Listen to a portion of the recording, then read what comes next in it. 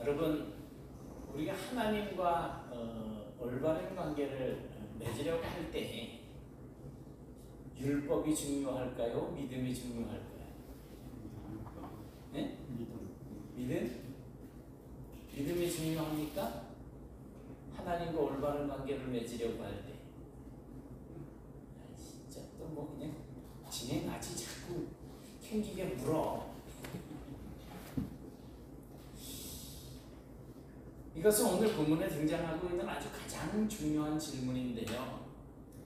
그런데 사실 이 질문은 2000여 년 전에 이 갈라디아 교회뿐만이 아니라 오늘 우리에게도 반드시 던져져야지 될 질문입니다. 왜냐하면 신앙생활 속에서 우리는 무엇을 해야 하는가 하는 것과 무엇을 믿어야 하는가 라고 하는 이 두 질문 사이에서 항상 긴장하면서 살고 있기 때문에 그렇습니다. 이제는 아시겠지만 그 당시 갈라디아 교회 안에는 두 종류의 성도들이 있다고 했습니다. 어떤 성도들이라고 했어요? 유대주의자, 유대인 성도들하고 이방인 성도들. 유대인 신자들은 이제 모세의 율법을 어려서부터 배워왔었습니다. 어렸을 때부터 부모에게서, 가정에서 이 율법 훈련을 받고 쉐마 이스라엘 하면서 그 율법을 따라서 사는 것을 이제 자기들이 아주 특별한 존재, 하나님께 선택받은 존재라고 하는 그런 어떤 행위로 받아들이게 됩니다. 그래서 그들에게 있어서 이 율법이라고 하는 것은 그냥 단순한 법칙이 아니라 자기들이 하나님의 백성이라고 하는 이 정체성의 근거였던 거예요. 그러니까 자기들이 하나님의 백성이다라고 하는 것에 그 근거를 어디에다가 두고 있느냐 하면 율법을 지키느냐 그렇지 못하느냐 하는 것에다가 둔다는 거죠. 그래서 그들은 매번 안식일 때마다 이제 회당에서 이 두루마리 성경을 펼쳐놓고 율법을 이제 낭송을 합니다. 그리고 또 때가 되면 절기를 지키고 규례를 지키는 것으로 자신들이 하나님을 사랑한다라고 하는 증거로 여겼습니다. 하나님을 사랑하는 사람들이라면 이렇게 해야 된다라고 하는 것이지. 그런데 문제가 생긴 거죠. 이방인들이 예수님을 믿고 교회에 들어오면서 어떤 이 어렸을 때부터 율법의 교육을 훈련을 받았던 이 유대인 신자들이 믿음만으로는 부족하다. 율법, 특히 우리가 할례를 받아야지 되고 또 때가 되면 절기를 지켜야지 된다라고 주장을 하는 거예요. 지금도 절기를 주장하는 존재들이 저 옆에 있잖아요. 6월절을 지키지 않으면 구원을 받을 수 없다고 이야기를 해서 저 안상홍 증인의 저 사람들은 6월절을 지키는 걸 또 그렇게 자랑스럽게 여겨요. 그러니까 특히 할례와 절기를 지켜야 진짜 하나님의 백성이 될 수 있다라고 가르치기 시작한 겁니다. 하지만 그것 때문에 율법을 잘 알지 못하던 이방인 신자들과 율법으로 훈련을 받았던 이 유대인 신자들 사이에 보이지 않는 벽이 생기기 시작한 겁니다.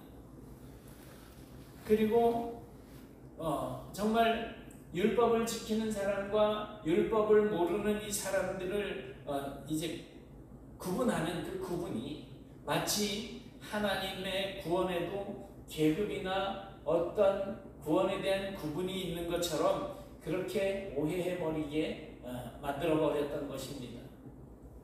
바울은 이 상황이 복음을 아주 심각하게 훼손한다라고 여겼습니다.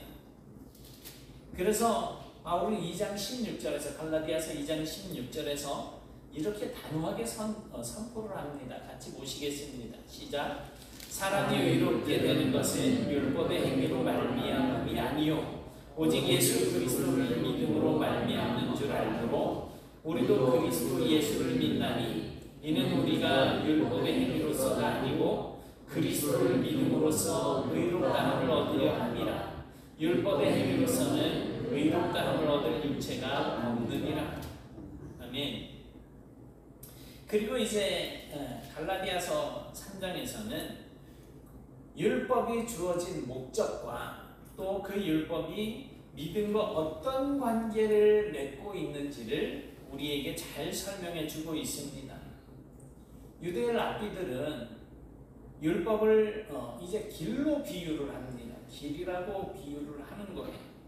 그래서 율법은 우리를 하나님께로 인도하는 하나님의 길이고, 믿음은 그 길을 끝까지 갈 수 있도록 해주는 힘이다. 이렇게 설명을 합니다.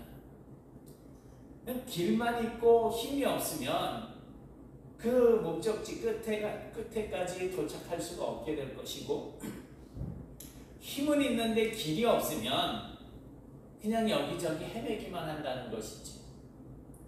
하지만 바울이 말하는 복음은 조금 다릅니다. 율법은 우리가 그 율법을 잘 지켜서 하나님께로 이르는 것으로 이렇게 설명을 하고 있다고 한다면, 바울이 말하는 이 복음은 그리스도께서 우리에게 오셔서 그 길의 끝에 계시며, 믿음은 그분께로 나아가게 하는 유일한 방법이라고 하는 것입니다. 율법은 방향을 가리키지만 믿음은 우리를 목적지까지 데려다 준다는 것입니다.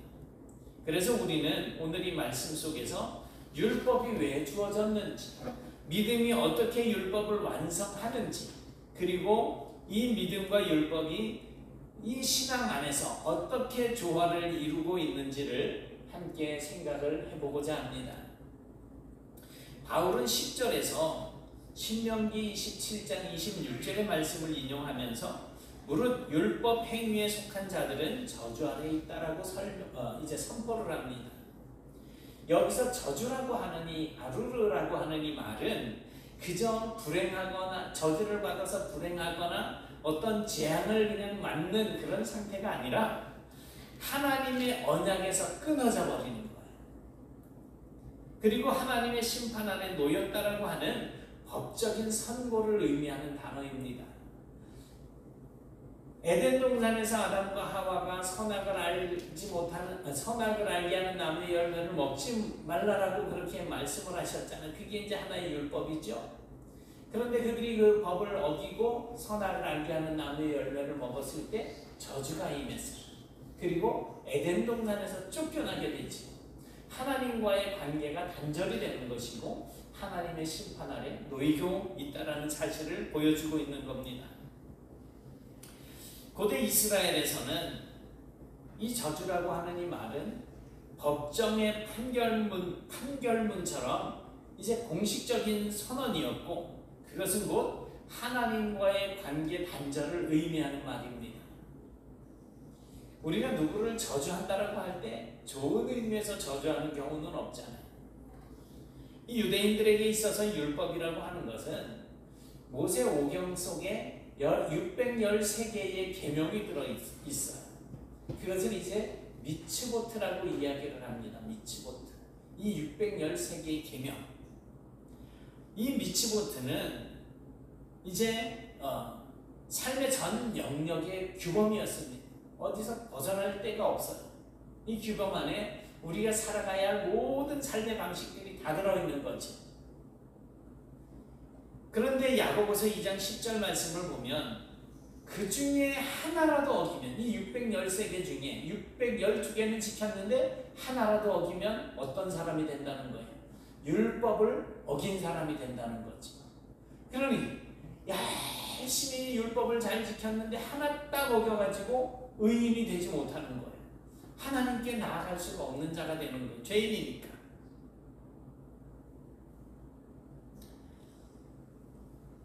이 율법은 완전함을 우리에게 요구를 합니다. 하지만 인간은 죄로 말미암아서 이제 부패된 존재가 되었어요. 너무 연약한 거예요. 그래서 그 완전함을 온전하게 지킬 수가 없는 거죠.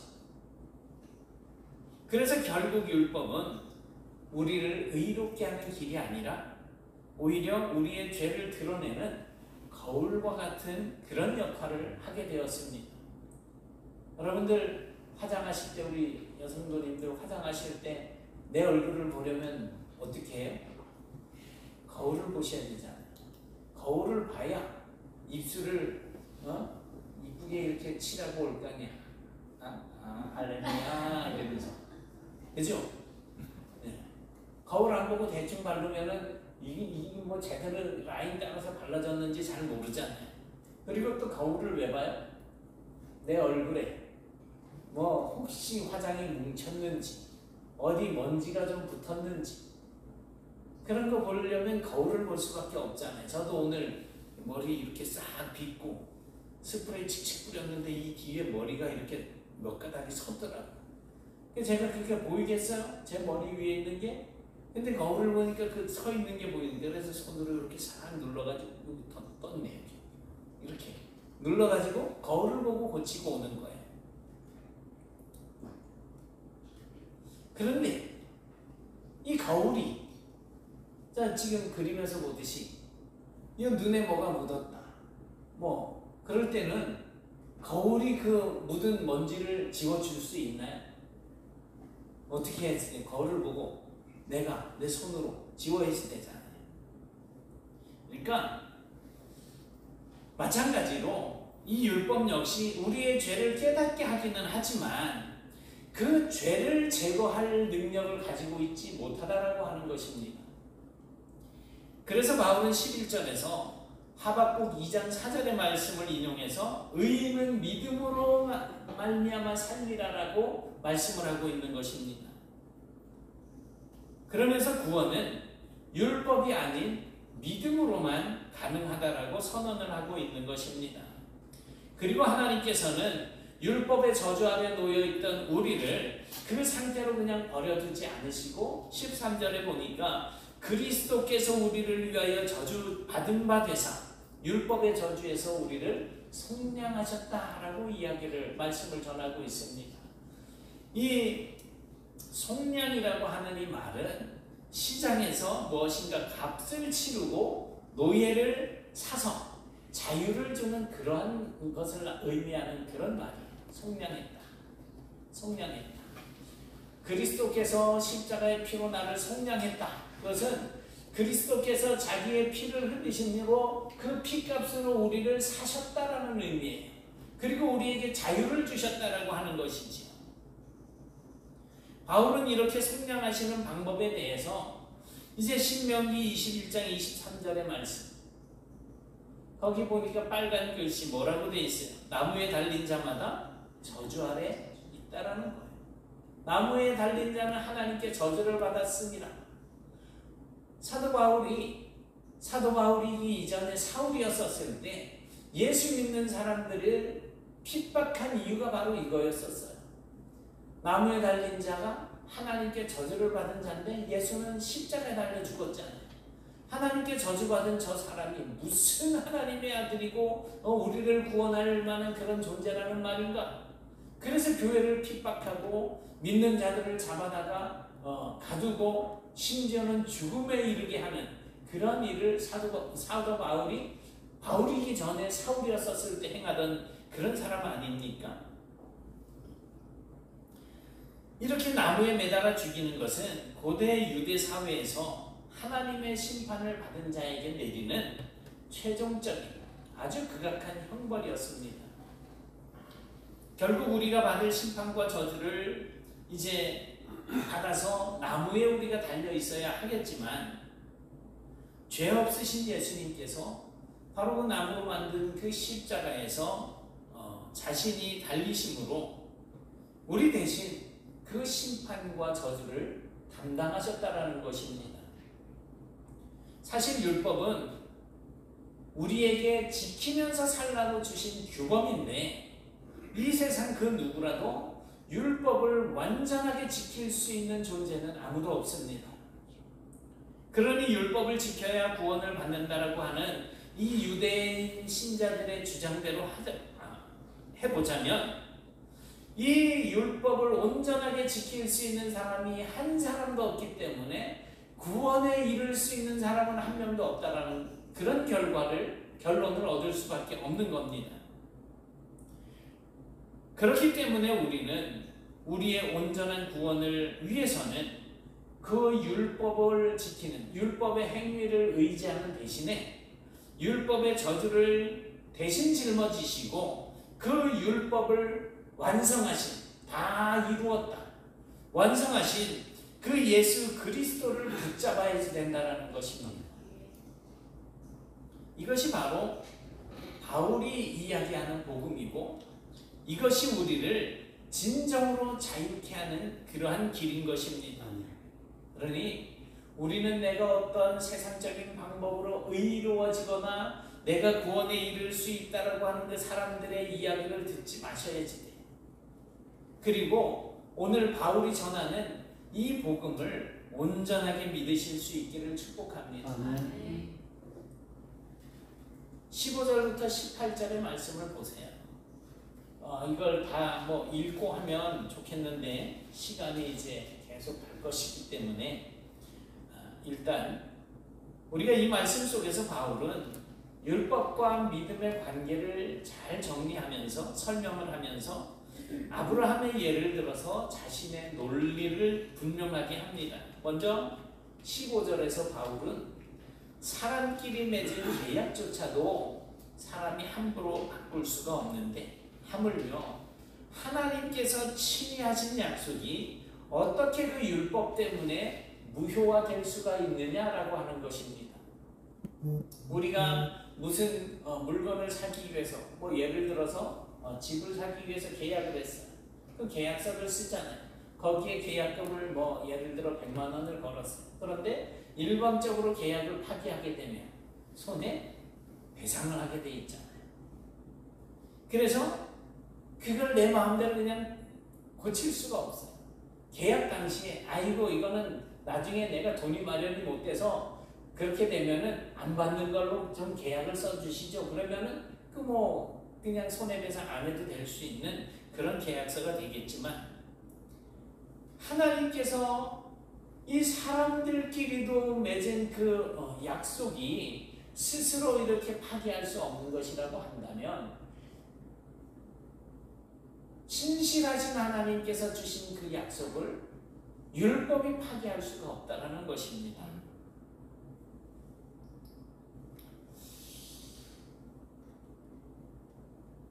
그런데 이때 바울이 주목한 것은 이 하나님께서 아브라함을 의롭다고 하신 그 시점이 언제냐 하는 거예요. 아브라함을 의인으로 인정한 그 시점이 언제냐. 창세기 15장 6절 말씀을 보면 아브라함이 여호와를 믿으니 여호와께서 이를 그의 의로 여기셨다라고 말씀을 합니다. 이를 그의 의로 여기셨다. 지난주에도 말씀을 드렸지만 이 믿는다라고 하는 이 말은 어떤 의미라 그랬었어요? 단순히 사실을 인정하고 받아들이는 것으로 그치는 것이 아니고 나의 전 인격적으로 지정의, 나의 지식, 나의 감정, 나의 어떤 의지 이런 모든 것들을 다 통틀어서 전 인격적으로 하나님을 신뢰하고 하나님의 약속에 나를 맡긴다라고 하는 거예요. 그러니 우리가 하나님을 믿는다, 예수님을 믿는다라고 할 때 함부로 믿는다라고 이야기하면 안 되는 게, 사실 내가 예수를 믿는다고 하면서 나 자신을 온전히 하나님 앞에 맡기지 않는다면 그건 가짜 믿음인 거죠. 그러니까 아브라함이 하나님께 의롭다 인정을 받은 것은 할례를 행했기 때문도 아니고 그가 하나님께서 정해주신 어떤 규례를 지켰기 때문이 아니라 그가 오직 하나님의 그 약속의 말씀을 믿었기 때문이라는 것입니다. 아브라함이 여호와를 믿으니 여호와께서 이를 그의 의로 여기셨다라는 것입니다. 여기서 바울은 하나님의 약속과 율법 사이의 그 시간의 간격, 그러니까 율법보다 약속이 더 먼저 있었다라고 하는 사실을 강조하고 있습니다. 그러니까 율법은 의롭다 함, 즉 구원을 받기 위해서 지켜야만 하는 조건이 아니라 이미 의롭다고 인정을 받은 사람은 이렇게 살아야지 된다라고 주신 삶의 길잡이 역할을 하는 것이라는 것입니다. 유대인들은 자신들이 아브라함의 후손이다, 아브라함의 그 혈통이라고 하는 그 혈통이 곧 하나님의 축복을 보장한다라고 생각을 했습니다. 그러나 바울은 그 혈통이 아니라 믿음이 아브라함의 진짜 후손을 결정한다라고 그렇게 선언하고 있는 것입니다. 이제 바울은 한 가지 근본적인 질문을 던지고 있습니다. 뭡니까? 그런즉 율법은 무엇이냐? 율법이 무엇이냐? 이 질문은 그 당시 갈라디아 성도들의 마음속에도 있었던 질문입니다. 율법이 뭐냐 이거예요. 만일 구원이 믿음으로만 가능하다면 하나님께서는 왜 굳이 율법을 주셨는가 하는 그런 의문이 생겼던 것입니다. 바울은 그 이유를 뭐라고 설명을 하고 있습니까? 범법함으로 더하여진 것이다. 범법함을 인하여 더하여진 것이다. 여기서 더하다라고 하는 이 말은 그 죄가 죄라고 하는 사실을 확실하게 해준다라는 의미예요. 뭐가 덮인 것에 더 덮어버리는 거죠. 그러니까 죄야, 진짜 죄야, 이런 의미가 되는 거죠. 율법이 없으면 죄는 여전히 존재하지만 그것이 하나님 앞에서 얼마나 심각한 문제인지 깨닫기가 어렵습니다. 그래서 율법은 마치 빛과 같습니다. 평소에는 잘 보이지 않던 이 먼지가 빛을 비추면 볼 수 있게 되듯이 율법은 우리 안에 감추어져 있는 죄의 실체를 드러내게 된다는 거죠. 저 어렸을 때 방에 겨울에 추워서 그냥 방문 딱 닫아놓고 커튼 탁 쳐놓고 그냥 아랫목에 이불 뒤집어 쓰고 삼형제가 그렇게 있을 때 어머니가 막 들어오셔요. 그리고는 뭐 후다닥 하고 창문을 확 열면 빛이 쫙 들어오는데 제일 많이 보이는 게 뭐예요? 먼지. 그냥 뭐 거기서 그냥 숨을 쉬고 잠을 자고 먹을 거 먹고 다 하는데 그 먼지 생각도 하지 못했는데 창문을 통해서 들어오는 빛을 보면 그 먼지가 어마어마한 거죠. 이처럼 율법이 우리 안에 감춰져 있어서 의식하지 못하고 깨닫지 못하고 보이지 않았던 그 죄의 실체를 드러내게 된다는 것입니다. 그리고 이 율법은 한 중보자가 천사를 통해서 준 것이라고 합니다.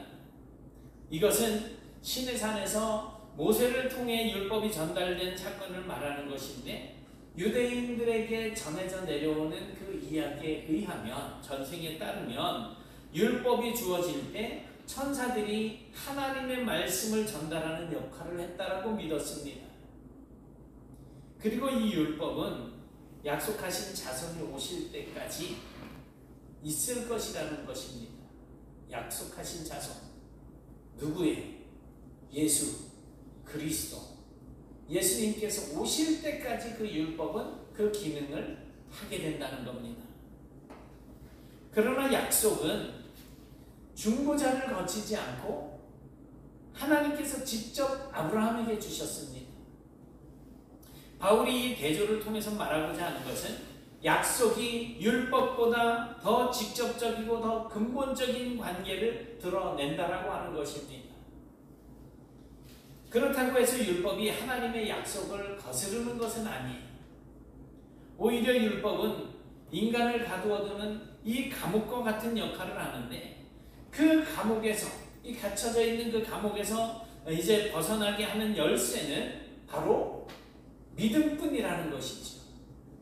이 율법이라고 하는 이 틀에서 벗어나기 위해서 우리에게 필요한 것이 바로 믿음이라는 것입니다. 24절에서 바울은 율법을 초등교사라고 이렇게 이야기를 합니다. 이 말은 고대 그리스 사회에서 어린아이를 학교에다 데려다 주고 집에서는 이제 이 아이가 바르게 성장할 수 있도록 훈육하는 그러한 사람을 이야기하는 거예요. 먼저 보던 성경에서는 몽학 선생이라고 그렇게 번역이 되어져 있었죠.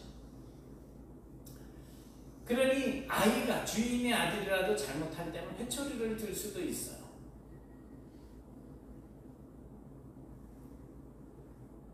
이 초등교사가 존재하는 이유는 교육의 목적지를 향해서 이제 아이를 인도하지만 이 아이가 성인이 되어서는 이 초등교사 역할을 하던 이 시종은 이제 아이에게 성인이 된 그 자식에게 이제 복종을 하는 그런 존재가 되는 거죠.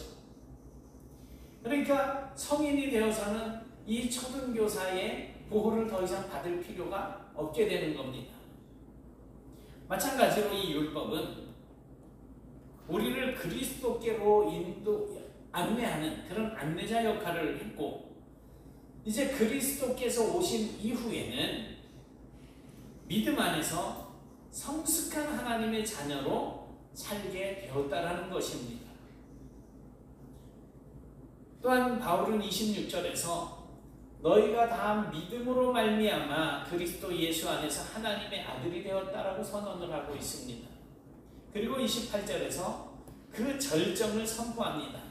너희는 유대인이나 헬라인이나 종이나 자유인이나 남자나 여자나 다 그리스도 예수 안에서 하나다.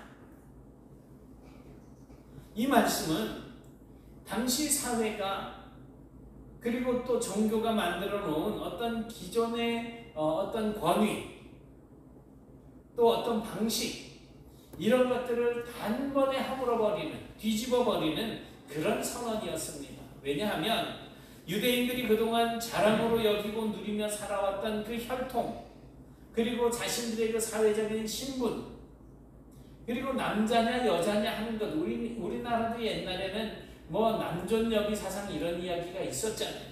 요즘도 그런 것이 가정에서도 완전히 사라지지 않았습니다. 그래서 남편들이 아내들을 그냥 너무 막대하고 시어머니들이 며느리들을 너무 막대하는 이런 모습들이 우리나라 안에도 있기는 하죠.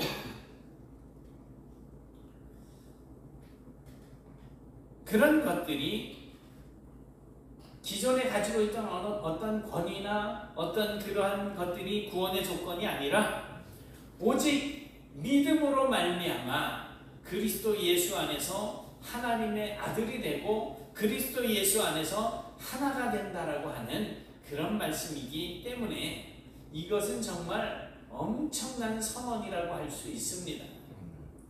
이제 마지막으로 바울은 29절에서 너희가 그리스도의 것이면 곧 아브라함의 자손이요 약속대로 유업을 이을 자다라고 선포를 합니다. 율법은 우리를 얽어매는 족쇄가 아닙니다. 오히려 하나님의 약속을 믿는 자들이 그 약속을 바라보면서 걸어갈 때 이제 바른 길을 알려주는 내비게이션과 같은 그러한 역할을 합니다. 차량을 운전하고 골목길을 가다 보면 제일 많이 나오는 얘기가 뭐냐면 전방에 과속 방지턱이 있습니다. 몇 미터 전방에 연속으로 과속 방지턱이 있습니다. 뭐 이렇게 얘기하잖아요.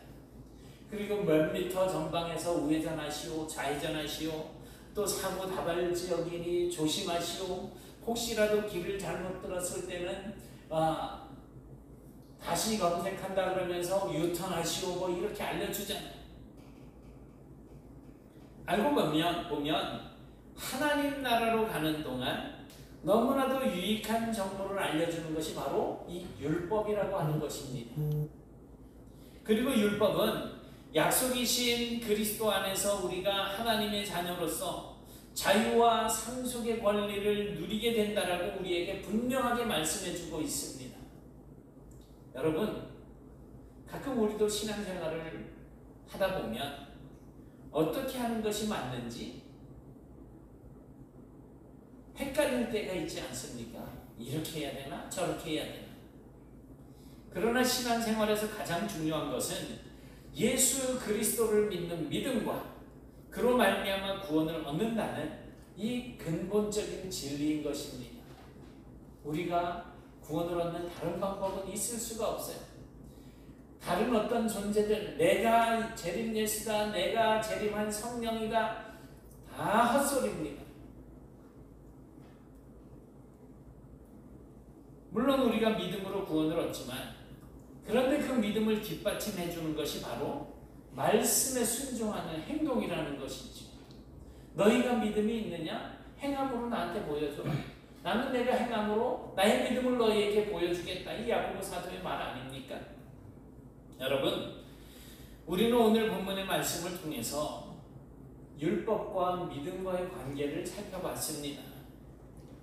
율법은 하나님의 거룩한 기준을 드러내는 아주 귀한 도구입니다. 그러나 그것이 우리에게 구원의 길이 될 수는 없습니다. 왜냐하면 율법은 우리에게 완전함을 요구하지만 우리는 그 완전함을 이룰 수 없는 연약한 존재이기 때문입니다. 율법은 거울처럼 우리의 모습을 비추어서 죄를 깨닫게 하지만 율법이 그 죄를 씻어주지는 못합니다. 하지만 하나님께서는 우리를 그 비참한 상태에 버려두지 않으시고 그리스도를 보내주셔서 율법의 저주를 대신 지게 하셨습니다. 예수님이 십자가에서 죽으신 것은 단순하게 다른 사람들을 위한 천한 삶에 대한 모범이나 또 어떤 감동적인 사건이 아니고 율법 아래 종되었던 우리를 값을 치르고 속량하신 하나님의 구속 사건이었던 것입니다. 또한 우리는 아브라함의 예를 들어서 하나님의 약속이 율법보다 먼저 주어졌다라고 하는 사실을 살펴보았습니다. 그리고 그 약속은 변치 않고 율법은 그 약속을 무효화시키지 못한다라고 하는 것입니다. 오히려 율법은 하나님의 약속을 더 분명하게 드러내주고 그 약속을 붙들게 하는 그런 안내자 역할을 했습니다. 그러므로 율법이 아니라 그리스도 예수께서 오신 후에 우리는 더 이상 율법의 감독 아래 있지 않고 믿음으로 하나님의 자녀가 된 것입니다. 그래서 유대인이나 헬라인이나 종이나 자유자나 남자나 여자의 구분이 사라지게 되고 그리스도 안에서는 모두가 하나가 되었던 것입니다. 이것이 복음의 능력이고 율법과 믿음이 만나는 자리라는 것입니다. 그러므로 혹시 여러분 중에 여전히 나는 충분히 잘하지 못했다라고 하는 어떤 죄책감에 시달리면서 율법의 잣대로 나를 재고 계신 분이 계시다면 오늘 이 말씀을 붙드시기 바랍니다. 우리를 의롭게 하시는 것은 율법이 아니라 예수 그리스도이십니다. 아멘. 주 안에서 우리는 이미 하나님의 자녀가 되었고 아브라함의 약속을 함께 이어받을 상속자가 되었습니다. 그러니 이제 율법의 두려움에서 벗어나서 믿음의 자유와 사랑 안에서 하나님을 섬기면서 세상 속에 하나님의 나라를 드러내며 살아가는 하나님의 백성된 삶을 살아가야 할 것입니다. 이것이 바로 바울이 갈라디아 성도들에게 전한 복음의 메시지이고 오늘 우리에게 주시는 하나님의 부르심입니다. 바로 이런 은혜가 오늘 저와 여러분의 삶 가운데 항상 충만하게 임하고 그 은혜를 따라서 살아가는 복된 성도들이 되실 수 있기를 주님의 이름으로 축원합니다. 아멘. 사랑의 하나님 감사합니다. 저희들이 이 땅 살면서 온갖 죄악에 빠져서 하나님을 알 수도 없었던 그 시절에 하나님께서 이미 주셨던 아브라함과의 그 약속, 하나님의 그 언약을 따라서 저희들을 붙잡아 불러주시고 이제 그 약속에 대한 믿음으로 말미암아 저희들이 하나님의 자녀가 되고 유업을 이을 상속자가 되게 하심을 감사드립니다. 이제 이 믿음을 가지고 살아가는 과정 속에서 나는 여전히 부족하고 나는 여전히 하나님 앞에 설 수 없는 죄인이라고 하는 이런 잘못된 생각을 버리게 하시고 오직 하나님의 은혜를 따라서 믿음으로 순종하는 삶을 살아갈 수 있도록 도와주옵시며 믿음으로 하나님의 영광을 드러내고 믿음으로 주님께서 저희들에게 맡겨주신 일들을 잘 감당하며 살아갈 수 있도록 인도해 주시네. 이미 주님께서 완성하신 그 율법이 우리의 생각 속에 우리의 삶 속에 자리 잡아서 하나님께서 원하시는 그 삶을 저희들이 율법을 기준으로 살게 하시며 그 율법으로 말미암아 헛된 수고가 아니라 믿음으로 율법을 완성하신 그 예수 그리스도의 그 유업을 따라서 저희들도 오직 믿음으로 주님 앞에서 살아가는 믿음의 일꾼들이 될 수 있도록 붙잡아 주시옵소서. 모든 것 하나님께서 허락하심을 믿고 이제는 저희들이 기쁨으로 감사함으로 자유함을 누리며 살아갈 수 있도록 인도해 주시기를 소원하옵고 예수님 이름으로 기도드리옵나이다. 아멘.